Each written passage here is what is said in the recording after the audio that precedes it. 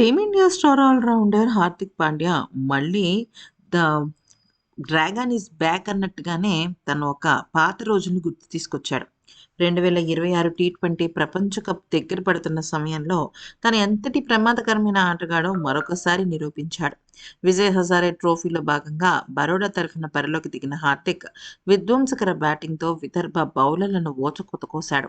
కేవలం 68 బంతుల్లోనే మెరుపు సెంచరీ బాదడమే కాకుండా ఒకే ఓవర్‌లో వరుసగా 5 సిక్సర్లు బాది స్టేడియాన్ని హోరెత్తించేశాడు.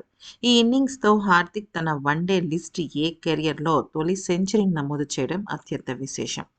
అయితే రాజ్‌కోట్‌లోని నిరంజన్ షా స్టేడియంలో శనివారం విదర్భతో జరిగిన మ్యాచ్‌లో బరోడా పీకల లోతు కష్టాల్లో పడింది. కేవలం 71 పరుగులకే 5 వికెట్లు కోల్పోయి తడబడుతున్న సమయంలో 7వ నంబర్ బ్యాటర్‌గా హార్దిక్ పాండ్యా క్రీజ్‌లోకి వచ్చాడు. మొదట తన అన్న కృణాల్ పాండ్యాతో కలిసి ఇన్నింగ్స్‌ను చక్కదిద్దిన హార్దిక్ కృణాల కృణాల్‌తో 65 పరుగుల భాగస్వామ్యం తర్వాత తను ఔట్ అయిపోయాడు.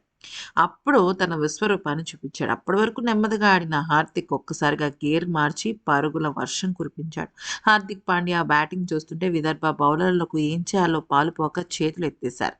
ముఖ్యంగా ఇన్నింగ్స్ 39వ ఓవర్‌లో వేసిన రేఖాడేను హార్దిక్ టార్గెట్ చేసి ఒకే ఓవర్‌లో 5 బంతుల్లో 5 భారీ సిక్స్‌లు కొట్టాడు. దాని తర్వాత ఒక 4 కొట్టాడు. అయితే ఒక ఓవర్‌లోనే ఏకంగా 34 పరుగులొచ్చాయంటే ఆ 4తో హార్దిక్ పాండ్యా తన సెంచరీని పూర్తి చేసుకున్నాడు.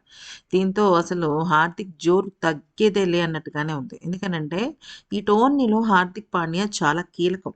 ఎందుకు ఏ టోర్నమెంట్‌లో టీ20 వరల్డ్ కప్‌కి సంబంధించి. గత కొద్ది కాలంగా ఫిట్‌నెస్ సమస్యలతో బాధపడుతున్న హార్దిక్ పాండ్యాకు ఈ విజయ్ హజారే ట్రోఫీ ఒక సానుకూలమైన అంశం అని చెప్పొచ్చు. పాండ్యా పవర్‌ని చూసిన నెటిజన్లు the mad man of Indian cricket అంటూ ప్రశంసల వర్షం కురిపిస్తున్నారు.